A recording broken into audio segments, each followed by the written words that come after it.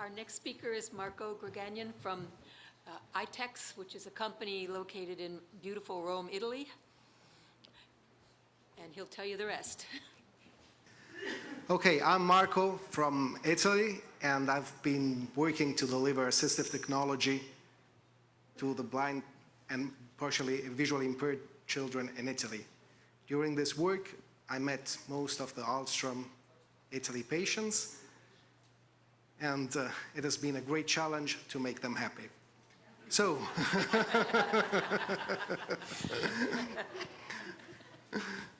this is a good question. Let me show you something. How it all started, otherwise it doesn't make a sense. Fabio and Marco, here we go. This is Fabio, is a very good friend of mine. He has Alström. All the kids in Italy are, and the adult one, of course, all the patients are pretty much independent. They use technology on an everyday basis.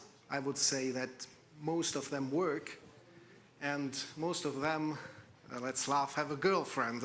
Of course, all Italians have at least a girlfriend, so this doesn't mean very much, but it means they're on the good way. Now, we're going back to the point. I will be talking to you about existing assistive technology, and whoever will be interested is free to talk here, because if we manage to interact, it's better. And then, if you have specific questions or you want to know what I'm doing is correct, what are they doing at school is appropriate, I will be here until Monday, so you can just come and stop me. Italians are very happy to talk, so when you are tired, you only have to kill me and it will be all right. Okay, let me take a chair. No focus detected. You should go home with two concepts. Assistive technology is important for patients. It's important for the children. You should consider this as an investment. I hear that in the States, people spend a huge amount of money for the universities, and then when we have to spend on assistive technology, we are always scared. The problem is rather to find the right product, which is not too much and not too low, and believe that this will be a solution. Today we will also discover that there are free softwares, which in most cases can be helpful, at least in some parts of the work. Okay. Magnifier on. Voice off. Here we go. When you're dealing with visual impairment, of course, the first step of Alström will be to magnify what you have on the screen of the computers. For this purpose, we will use magnification software, and they will allow you to make the screen bigger. I will not be talking about CCTVs and this kind of things. I'm only expert on technology. In my opinion, as long as we have residual vision, we should use assistive technology. Why is that? Because with residual vision, you can see graphs, diagrams. Especially for children, this is dramatically important for math, learning all these kind of things. If you don't do it at the beginning, you never do it again. So don't lose the chance. If there is residual vision, use magnification software. What also is done today, we use a lot of touch devices. We use iPads. These things, however, are not complete in terms of education. I mean, iPads is fantastic to play, to go on Facebook, to read books, but you cannot do many things that you need to do on the computer. There are computers, which have a touch screen. So actually, I'm swiping my finger over the screen and it moves. I can pinch in and out. And I'm using a Windows 8 or 10 computer exactly as I would do with my iPad. Kids go crazy, they enjoy it, and they study. So this kind of technology is really important. As you might already know, these software pair up with voice, which means I can add a voice. Voice on. And word. Whatever I touch will be explained and spoken aloud. So if my sight is not too good, I can have, especially in the small figures, or when you use Word, you have dozens of small pictures, and we don't even know what they are for. So if you have low vision, it's even worse. If you touch them, they will be spoken aloud. So this is also a great help. Voice off. This kind of technology, as you may already know, goes also on mobile phones. I'm too high here. Let's go down. Mobile phones are both Android and iPhones. Now all the kids want the iPhone, which costs also a lot of money. So often parents ask me, should I buy it? I would say that if children have only visual impairment, which means that they can read with enlarged fonts, an Android phone, which costs really a bunch of dollars, is more than appropriate. You don't need to waste the money on something which is too expensive. Whereas if you need voice feedback, iPhones are at the moment so much better, so you should invest on them. Okay, let me ask something so I know. Which of your children are using magnification software? If you can raise the hands, please. Oh, only so little. 1, 2, 3, 4, 5, okay. So most of you are using screen readers. Okay, let's go to the screen readers. I'm sorry, guys, we lost. In Italy, we have, actually, John, you met like Filiberto, the guy who is speaking, we never managed to count how many languages. We have lots of patients with low vision. Okay, let's switch this off. And let's go to screen readers. Please die. Okay, here we go.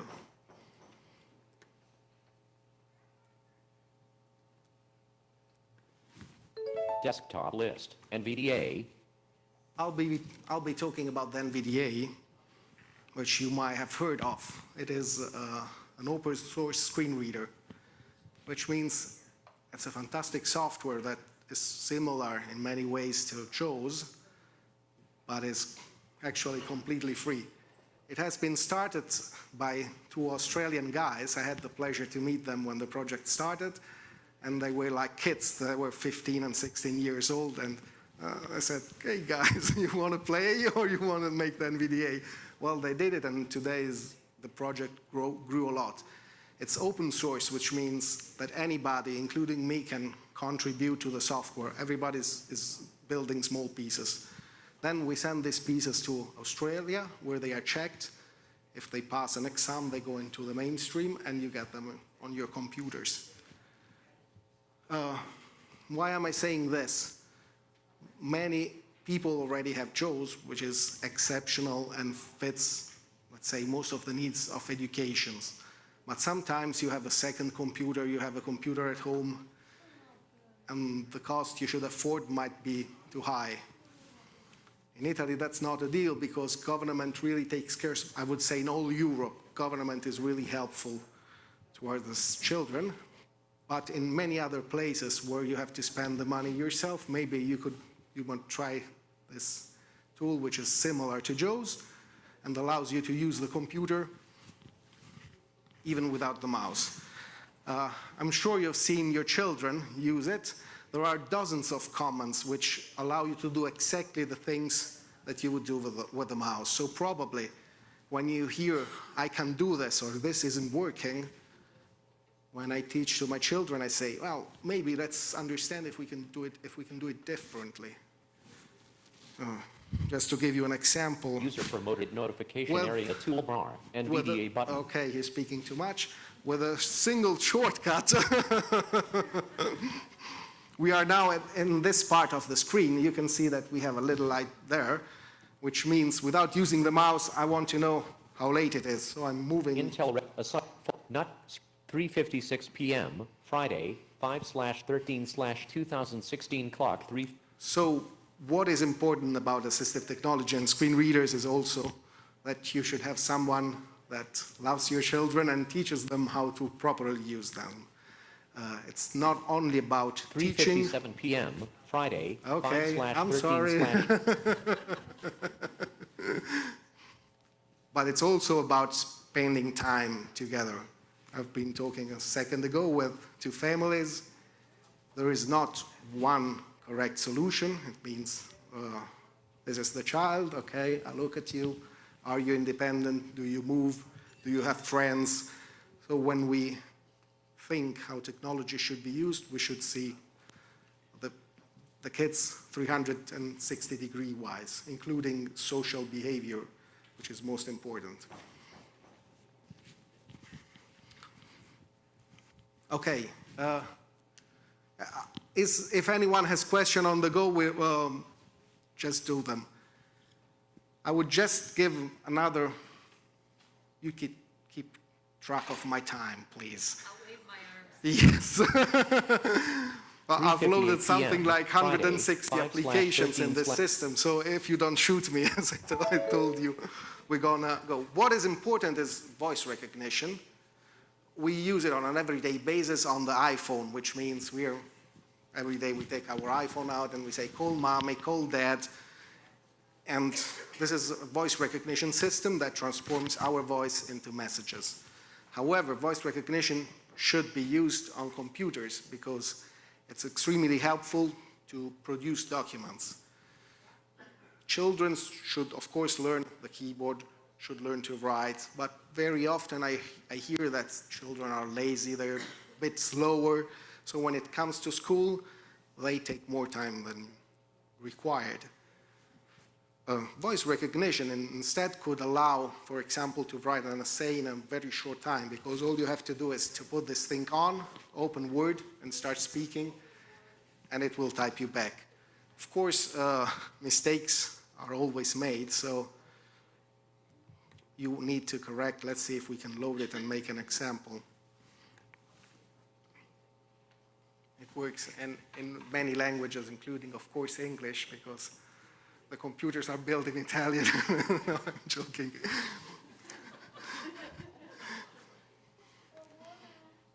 Okay, let's see if we get it.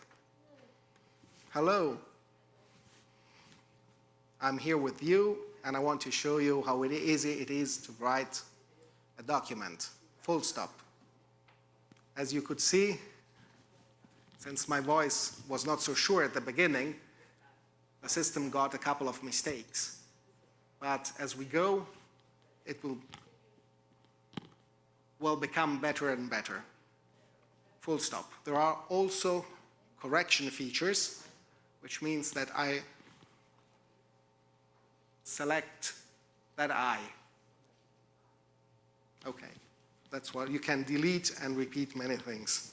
Let's switch the voice off.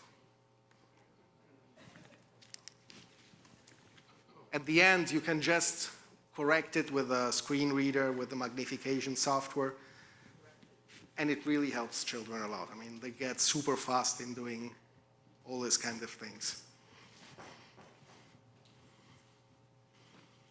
Okay. I don't want to save it. Wow, there's a huge amount of things. I don't want to think about it. Most important, phones. Our children are mad with the phones. We should be a bit careful with them because phones became lately a game. They should be instruments instead, which are fantastic but should be used, why not, also for education. I want to tell you a couple of things which might be important. Phones can be used for OCR, which means can be used to read documents in the real world. I go to a restaurant, I go to school, the teacher forgot to bring me the USB thumb with the software, with my work, with my documents. I can take a picture of the text and I can have it read aloud.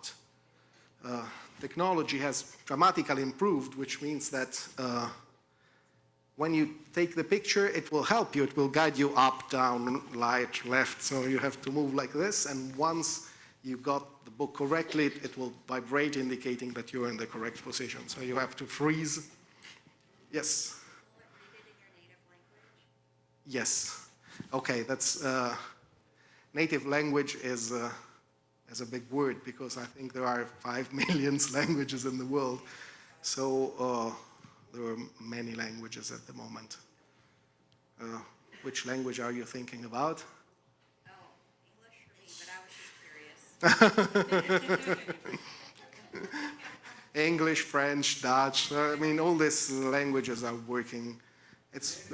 Sorry? Native language for all computers is machine language, which is in binary code. So any language that it happens to speak for you is automatically a translation. Therefore, and it can be translated into just about any language that humans can imagine. Yes. There are some strange languages that we cannot imagine, and some of these don't work. I had the chance to find a couple of them, but normally they would work. And there are other things like money recognition, which means you can take a picture and know which value you have in mind, and many others. Like this one I like a lot. Let's see if we can... Languages like Indian languages and stuff? Oh, sorry. Is it a question? Ancient languages like old tribal like Indian languages and stuff? Okay, I would say it works on most languages based on the standard alphabet, the one we know, plus Chinese, Japanese, it's coming out, Arabic languages. So most of them will work. Other strange languages, but not because they are more uncommon at this moment in this world, they are not recognized. Again, I say Chinese, Japanese, Arabic, and all the languages based on our alphabet. Okay, going back to this little application, which is fun. Okay. 13%. Yes. The NVDA, does it use the same keystrokes as JAWS? This is a good question. I didn't say it before, so I add the concept which I did not add before. If something works, never change it. So if your child is used to use something and it works, even if it is not the best choice, leave it. Why have I been talking about NVDA? Because it shares a lot of keystrokes with JAWS. So if children are used to JAWS, they can easily switch to NVDA as long as we're talking about standard operation. Of course, if you want to go to the moon, it might be a bit different.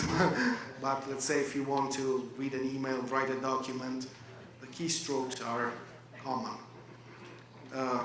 Most keystrokes are not from the screen reader, but from the computer. They can be used also by sighted people. So they are universal. They have nothing to do with the screen readers. Yes? Do screen readers read mathematics? That's another very good question. So, mathematics and programmers. In Italy, I'm sorry I'm talking about Italy, but that's because my experience is in there. I'm sure that all other countries have exactly the same situation and the same fantastic people. We have two guys that managed to become programmers. They're totally blind. And we also have somebody who got a major in, my English is not so good, Fisica, okay, yes, which is extremely complicated because of the geometry. For this reason, at the beginning, I was saying if you have a chance and you have residual vision and you want to do math, do geometry, do everything you can while you have the sight. Once we lose the sight, screen readers cannot read mathematics, so we need to find out a way to make mathematical readable. The geniuses in Italy, they use a language which is called LaTeX, and it's a mathematical language which describes equations. So basically, if I have a complex equation, it can be transformed into a linearized form. If you think to Braille, it's only one row. If you think to an equation, it's made of several levels. So you need to find a way to linearize it on a single row. LaTeX is as a solution. We use also a software, but as far as I know, that is commonly used in Italy, and it's made for school. If you want, I can ask them. There is a demo. if it works in English. Or else, I think you know this, it should be around here. Windows has a conversion of equations to text, which works pretty smoothly, because if I write here,